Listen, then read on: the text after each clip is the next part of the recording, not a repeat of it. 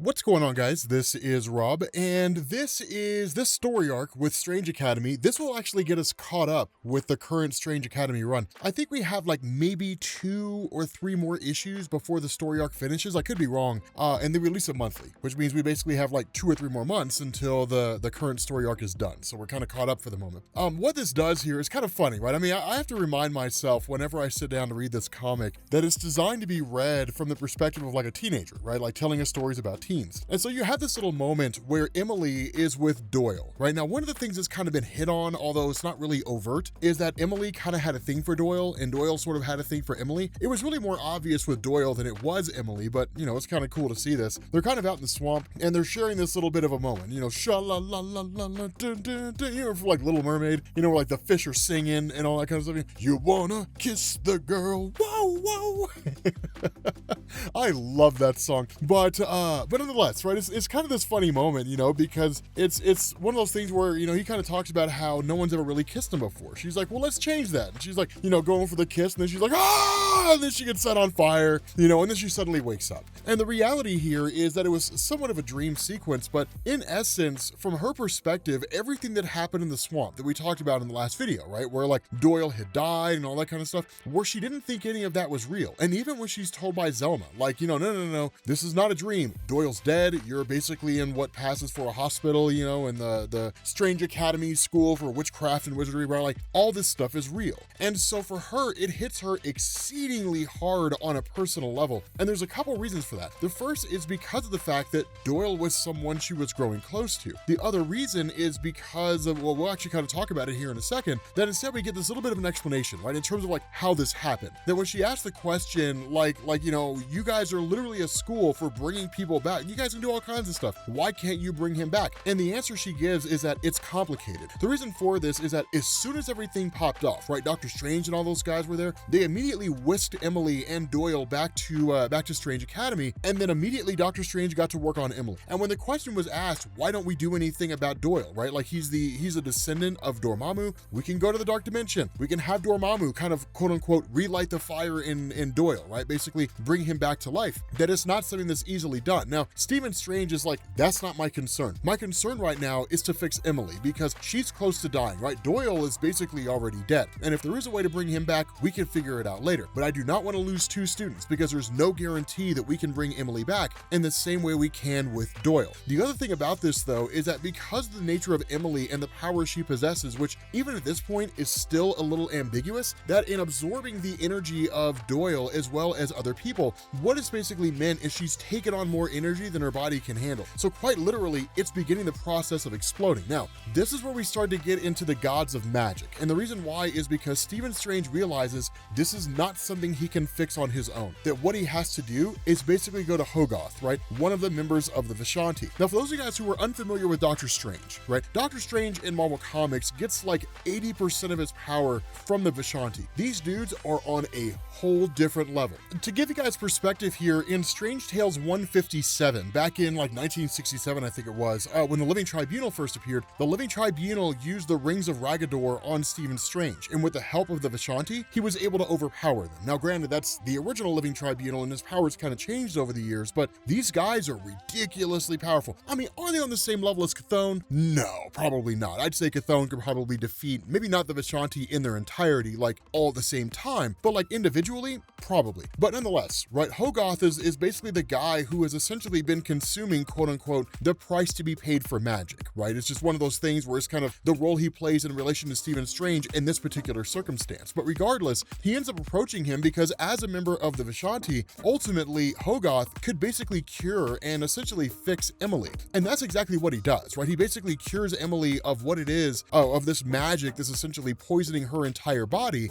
And then in doing so, another favor is owed to Hogarth. Now, here's the thing to understand here. This is a big risk that Stephen Strange is taking. Because so much of his power stems from the Vishanti, if at any point in time they do what they did before, which is strip him of the title of Sorcerer Supreme and take their power away from him, he is painfully weak, right? I mean, to the point where he's basically useless. There isn't really a whole lot he can do, because if he tries to use the spells of the Vishanti, nothing's gonna happen. He's just gonna be some idiot standing there saying words that nobody understands. So it's one of those things where like these guys are exceedingly important. Now, of course, the other part of this, kind of hitting back on the point we made before, in terms of the second reason why it was that Emily was so torn up about the death of Doyle Dormammu, is that she says that when Zelma told her there was a price to be paid for magic and they were taking care of that price, that she didn't realize that it would ultimately or could result in like one of them dying. That she believed that because of the fact that, everything was taken care of, they wouldn't really have to deal with consequences for their actions, right? Just the nature of being young, kind of acting and then thinking later on. And so what this means is that for her, she saw herself as being reckless, leading her friends into a battle they couldn't possibly hope to win, not fully understanding what was happening. And that's when she starts to get so angry. When Zelma says, we do the best that we can do, it's all we can do, that's when she gets mad. And she's like, it's not all that you can do, right? Like, you took me to wherever, why can't you take Doyle to Dormammu and have Dormammu bring him back? And that's when Stephen Strange says, because it's not that simple. When they were trying to bring Emily back, Jericho Drum, Brother Voodoo, had taken off to the Dark Dimension to try to get Dormammu to basically resurrect his son. It's not something that you just do, right? You don't just walk into the realm, into the Dark Dimension of Dormammu and ask a favor, right? Like, he would probably just destroy you, right? Just for inconveniencing him, right? That's probably what, probably be his motivation there. And so ultimately, Stephen Strange is like, Doyle is a descendant of Dormammu. As you can see by the current state of your headmaster, asking someone to travel to the Dark Dimension to ask for help from one of the most powerful beings in all of the multiverse is not that simple. That what happened here, everything that's going on, right? You can be angry all you want to and you can point fingers, but your life hung in the balance because of the many mistakes that you made, Emily Bright. Like, we're literally throwing it on her shoulders and saying, like, you're the one who made this call. You're the one that led your friends there. And you're the one that basically led to Doyle Dormammu ultimately dying. Had you not done what you did, Doyle Dormammu would not be dead. And he doesn't beat her over the head with it in order to like tear her down. He says it because it's true, because it's absolutely true, right? And so the result of this is that she actually, again, acting reckless, tries to take off to the Dark Dimension and simply can't do it. And ultimately she's rescued by Stephen Strange, who brings her back and says, look, I understand what it is that you're trying to do, but at the end of the day, you simply cannot just roll into the Dark Dimension. What you're dealing with here is a level of malevolence and evil and power that you cannot even begin to comprehend. This is not some villain of the week. This is not some small-time guy who wants to rob a bank. This is Dormammu. He will annihilate you, and there will be nothing that I can do if you go there and he makes his choice, because I cannot overpower him in his own dimension. That's the level of power that he has there. And so ultimately, Emily just kind of has to acquiesce, and she has to accept the fact that her actions had led to the death of Doyle. And so as a result of this, she kind of ends up going back, right? When they try to pull her away, she's like, look, just give me one more second, right? At least let me say goodbye. She kisses Doyle on the forehead, and when that happens, Doyle comes back to life. We don't exactly know how. We simply just know that she basically resurrected him by giving him a kiss on the forehead, right? The power of love. Love conquers all, especially when you kiss the forehead of a dark, godly, magical being. But nonetheless, there are a couple little funny moments that go on here, right? Kind of following this, and it's really funny the way this is handled by Skottie Young. He's like, cool, Doyle's alive. All right, so back to business as usual, guys. So now we're in the class of Agatha Harkness. And Agatha Harkness basically, brings in what's referred to as the illusions of Icon. For those of you guys who remember the events of Infinity War, when Doctor Strange created like a whole bunch of illusions of himself, those duplicates, that's the illusions of Icon, right? Being able to duplicate yourself several times over. Now, the kids kind of go through, and a lot of them are trying and a lot of them are struggling. As you would expect, Emily's able to pull it off, right? Which is kind of the thing that we basically see here at this point. But again, it's a cool little moment, because one of the things that happens here, and this is pretty important, one of the things that happens is in the middle of her lesson with Agatha Harkness, she's visited by Stephen Strange. And Stephen Strange is like, I need you to come with me, right? Like, we need to go take a look at something, right? We need to have a bit of a conversation. And where Emily is just convinced, she's convinced herself she's going to be expelled from the school for getting Doyle killed. Stephen's like, no, that's not going to happen, right? Instead, Doyle basically, kind of came to me and wanted me to give you a little piece of himself, right? His kind of energy crown, basically, that kind of sits around his head. But it's like, as a thank you for saving his life, right? It comes in the form of a ring, and that you can essentially hold on to it, right? It's this little piece of himself given to you as thanks for you saving his life. And Emily's just kind of like, I mean, yeah, right? Like, I look good. You know, it's one of those things, right? I mean, she absolutely adores the gift that she's given. But when Thor shows up, of course, she starts to freak out because literally Thor walks in and he's like, "Wizard, I have need of your assistance." As Thor only ever does when he shows up to visit somebody. It's one of the things that I loved about Strange Academy is like you end up seeing characters just kind of showing up here, you know, that you wouldn't normally expect to see. Just small little moments, you know, like while Doctor Strange is hanging out with Emily and teaching her magic, Thor comes by because Thor needs his help with something, you know, because, you know, that happens. But as she's leaving, of course, she ends up hearing that kind of disembodied voice that she had heard before, but didn't quite know what it was. And so the results of this is she basically kind of makes her way to the sealed door. And as it's talking to her, there's this really, really interesting conversation that goes on where it kind of uses the somewhat distrust she has of Stephen Strange as those guys as a way to kind of eke in and say, that's why you should trust me, right? Kind of almost like reverse psychology, you know, where the two of them start talking and he's like, so, you know, with this whole thing that you're in, right? I mean, you question Stephen Strange. He pitches this in such a way where he's like, you know, you should let me out. And she's like, well, I don't know anything about you. I don't know if you're telling me the truth. And he's like, that's true. He's like, but you do trust Stephen Strange, right? And her response is like, yeah, I mean, I trust him as much as I can, you know, but given everything that's gone on, I'm a little uncertain about it. And he's like, and of course you trust Jericho Drum and you trust all those people. And she's like, yeah. He's like, so if you don't trust me as a person that's on the other side of this door, why do you so blindly trust magic and its worshipers? You don't know anything about Stephen Strange outside of what they told you. You don't know anything about anybody else. They lied to you about the idea of the debt being paid for using magic. So if you can trust them, you can trust me. I'm not a bad guy, right? Like, I'm here to help you out. Ultimately, it doesn't really seem like she does, right? And she just kind of ends up leaving or sort of walking away. But it is a pretty interesting little scenario. And so there is a kind of interesting situation that goes on here where we actually focus on Calvin, right? Calvin being the bigger kid, you know, really, really excited and kind of out there doing his thing. But ultimately, a year before he ended up coming to the Strange Academy, he was in his foster home. And when the question is asked by his mom, you know, did you take my credit card? He's like, no. And she's like, don't lie to me, right? He's like, I swear, I wasn't the one who did it. And then she said, then where did you get that fancy leather jacket from? And his response is, of course, I found it. And then she's like, you know, found it where? And says, take it off. You don't need a coat at the dinner table. In the end, he's like, it was in my closet, right? I figured one of the previous foster kids must have left it here or something like that. But because of the fact that he just refuses to take the coat off, his foster father ends up getting angry and then starts beating him. And so what ends up happening is seemingly by controlling his coat, he in turn seizes control of his foster father and kills him and then kills his foster mother. And then that's it, right? So obviously Calvin, despite being very upbeat and very, you know, happy-go-lucky and really a bubbly guy, has a pretty sketchy past, right? Has a pretty checkered past here. But there is a little bit of lightheartedness that goes on in the sense that it's actually family day at the Strange Academy, right? The parents are here and the parents are hanging out and it's kind of a cool thing. Now, ultimately, I mean, it is kind of fun, right? You end up seeing like them going on races and, you know, competing and different things like that. Loki, of course, is there and Loki cheats as you would expect Loki to. Emily's mom is incensed, right? She's just so mad. Here's this mortal woman who probably coupon clips and she's just like screaming at Loki, right? Like this guy could just kill her by poking his finger through her head and she doesn't care, right? Hell hath no fury like a woman scorned, and Loki's learning the hard way. But the funny thing that kind of goes on here too is Jericho's like, okay, he was like, now that we have this whole thing figured out, you know, this, you know, Loki cheats, that happens, but he's not gonna do it again, right? Loki, you're not gonna cheat anymore. He's like, we move on to our next thing, our obstacle course, and I call it the Parent Trap. And he's like, the rules are simple. Your whole team must complete the course to win. And then like, as he's continuing, Emily's mom is like, we've all been to family events before, right? We've been to family picnics. We know how races work. And I felt kind of bad for Jericho Drum because like he had this big speech that he was making that was going to get everybody amped up. And then like Emily's mom was just like, we know how this works. And he's like, okay, fine, you know, just race, you know, and it's kind of sad, right? It kind of makes you feel bad for him. But ultimately we switch over to Calvin and Doyle, because of course Doyle's father Dormammu is not really welcome to the Strange Academy family picnic, because as we know, he'd probably try to use that opportunity to conquer the world, you know, like, thank you for the picnic, Stephen Strange, I enjoyed the hot dogs and the hamburgers, and now for conquest, you know, like it would be something like that.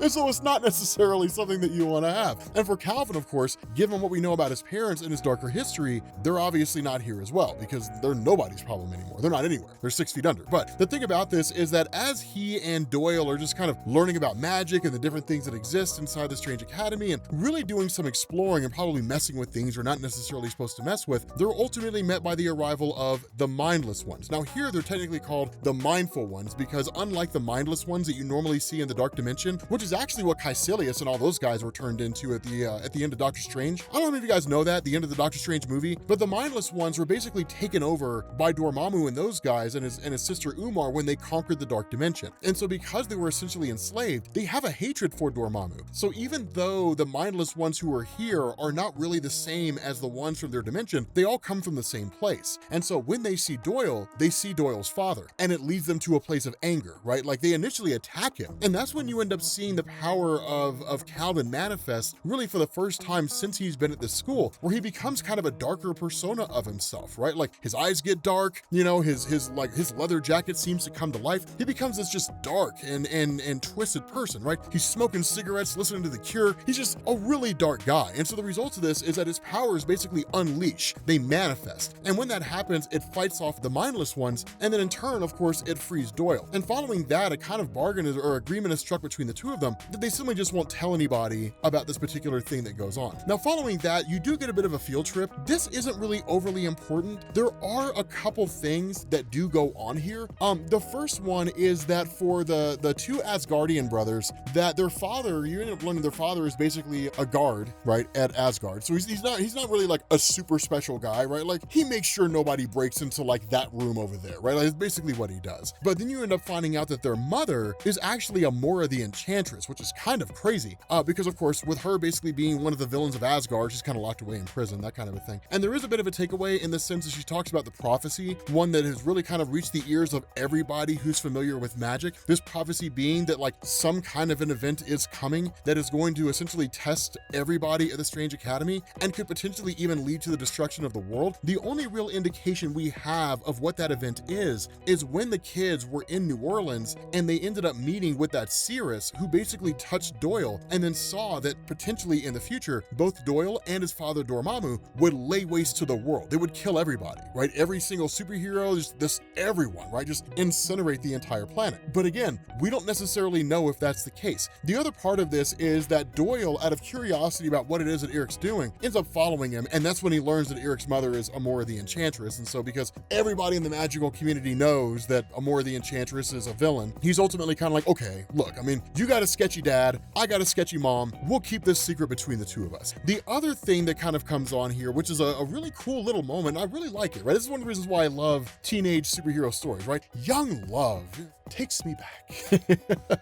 That you have Emily, who's looking for Doyle, ultimately finds him, and then it's just kind of like, you know, like, should we, you know, when Doyle's like, should we go back? I mean, they're gonna come looking for her. She's like, I mean, we could, or, you know, we could hang out, you and me, right? How young people find situations in which to express interest, but they're too nervous to actually say anything. You know, like, what is it? Girls shooting their shot, they send you a text with a smiley, right? Like, that's not shooting your shot. Shooting your shot is saying, can I buy you dinner? Can I hold your hand, right? That's shooting your shot. But nonetheless, you know, it's one of those funny little things because she's young, she's nervous, he's young, he's nervous. So he's like, I mean, it's just like just you and me hanging out together. And she's like, yeah. And he's like, cool. We get to hold hands and spend time alone together. And like, you're my girlfriend now, you know, it's hilarious, right? It's just young kids. And so it's a really, really cool thing because this really kind of solidifies really what we've kind of known this entire time, that Emily has a thing for Doyle and Doyle has a thing for Emily. It's really cute, right? And it's really, really adorable to see them just kind of relating in that way. And there's a kind of nervousness, right? Skottie Young handles this perfectly in the way that he writes it. There's a kind of nervousness here, you know, where he's like, you know, it's just, you know, this is all just so beautiful, you know, and she's, you know, and he's like, I wasn't just talking about this, I was also talking about you. And she's like, oh, thank you, you know. And she's like, well, you know, I also wanted to thank you too. And he's like, you know, thank me for what? You know, I didn't do anything when we were in the swamp except get killed. And she's like, well, you sacrificed your life to say, you know, that kind of a thing, you know, kind of back and forth. but ultimately, like, they end up making the move. One of the things that's important here, and this is for all you young guys out there, this is one of the most important things when it comes to just being able to win over a girl. Make her laugh. If you can make a girl laugh, that means she's having a good time with you, right? I mean, the world's hard enough as it is. Being able to make somebody laugh makes all the difference in the world. And when you're talking about a potential romantic attraction between two people, being able to be funny, being able to just kind of let yourself be silly occasionally, it can go a long way. And ultimately, it wins Emily over because the two of them end up locking lips, right? Just smooching. But it's really cute because the rest of the kids end up arriving on the scene. They're like, oh, it was so enjoyable, so adorable seeing the two of you all kiss. We knew it was only a matter of time. They're like, but we need to get out of here because we basically started a bar fight here at Asgard, right? Like, it wasn't really supposed to be that way. Like, they were supposed to go there at Asgard on a field trip. They were supposed to meet with Thor. They ultimately ended up meeting with Volstagg, who came walking out eating like a turkey leg, which admittedly, I probably would have done the same thing. I probably would have been like, all right, y'all, so I'm supposed to give you guys a tour of everything, and I will, but let me finish these ribs first.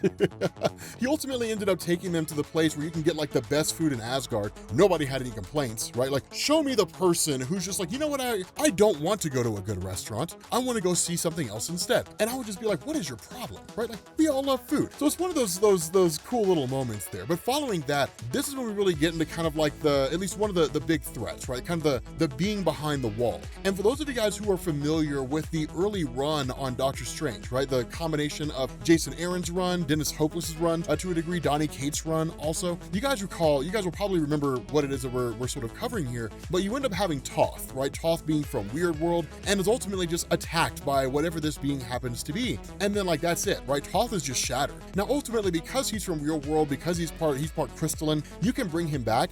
The problem is you need his heart to do it. And whoever it was that essentially destroyed him took his heart. So they knew what they were doing. And so even when his family arrives on the scene and they're just kind of like, I mean, there's got to be a way for us to bring him back. When the revelation is that his heart's gone, they're kind of like, okay, well then now we have to find somebody who can figure out who took the heart of Toth so we can find a way to bring this guy back. And that's when you end up finding out Jericho Drumm basically brought in Howard the Duck, right? Like, Skottie Young's pulling out all the stops, man. If it has to do with some weird or magical stuff, then then Howard the Duck will somehow be involved in it. And because at this point in Marvel Comics, he's a private investigator, which really works perfect for Howard the Duck. There's never been a time where he's been written better than being a detective, right? Being a private investigator. He literally goes through and questions every single person, right? Just questions what they were doing, what was going on. And the reality here is everybody has an alibi. Whether their alibi is covered from their social media posts or their alibi is covered from other people saying like they saw them doing a thing, no one really saw anybody doing anything, right? Everything was copacetic. But then as Howard the Duck is investigating, he ends up finding this little button, right, that was kind of left behind. And that's when he's like, okay, so like this little button could have come from anywhere, but most likely it came from a leather jacket, specifically from the jacket of Calvin, because he's got buttons all over his jacket, right? So it makes the most sense that it could come from him. Combine this with the fact that as Calvin is basically there kind of hanging out and doing his thing, that he reaches into his pocket and pulls out the crystalline heart of Toth. He doesn't understand what's going on. He's like, I have no idea how this got here. Like, this is crazy, right? But as everybody starts surrounding him, they start asking him questions. They start kind of bombarding him with this idea that like he's the one that did it. Then suddenly he snaps and he ends up reverting back to his darker self. And that's when Howard the Duck and like Jericho Drumm and all these guys come running in. And they're like, everybody stay away from this guy, right? And even Calvin goes as far as to say like, everybody back up or I'm going to end up hurting you. And what he ends up doing is basically transforming into Mr. Misery. Now, for those of you guys who are unfamiliar with that, Mr. Misery is ridiculously powerful, right? He's incredibly powerful. But here's the thing behind Mr. Misery. So the way this was established, at least as it was introduced, is that with Stephen Strange, from the time he became the Sorcerer Supreme, even running up into the formation of Mr. Misery, that there was a physical toll that came with using magic. That one does not simply just use magic willy-nilly and that's it,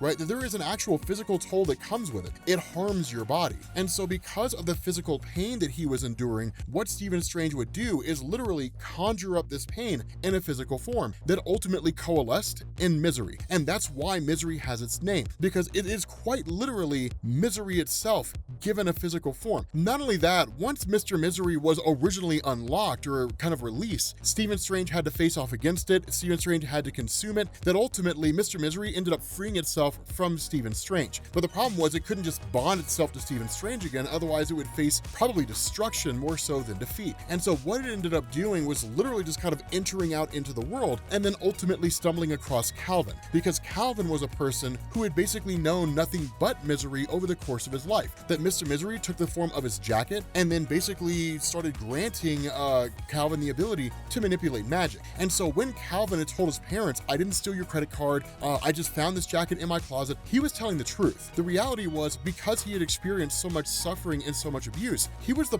perfect host for Mr. Misery. That the two of them kind of working in unison, Mr. Misery could kind of operate behind the scenes, subtly influence Calvin, and then get Calvin to a place where he could re-enter the presence of Stephen Strange. And Mr. Misery could in turn find a way to destroy Stephen Strange so he wouldn't have to worry about being defeated again or anything along those lines. And so what you get here, because Mr. Misery is so powerful that everybody's attempts to defeat him, none of them really work because they're trying to use conventional magic. I mean, every single student here, Jericho Drum, the whole 9 yards, they're all trying to defeat them. But what ends up happening is that in the midst of all this, you end up having Desi, who basically steps up. Now remember, Desi is from the realm of limbo, right? Basically the realm of hell. And one of the things that she says, or that she realizes, is that with Mr. Misery, because he is suffering, it's like adding the color purple to the color purple. All you're going to end up doing is making more purple. So for Mr. Misery himself, you can't really defeat him through conventional means using magical energy. That he is a concept given physical form, much in the same way that cosmic entities are. The only way to truly defeat him, or to seemingly truly defeat him, is to quite literally give him the thing that makes him more powerful, but give it to him in abundance, to basically feed him to the point of bursting. If what he wants is despair, if what he wants is horror, if what he wants is suffering, then Desi says, I will bring you that, right? I will bring you pain. I will bring you despair. I will bring you suffering, in the hopes that you will get what you want and it'll destroy you in the process.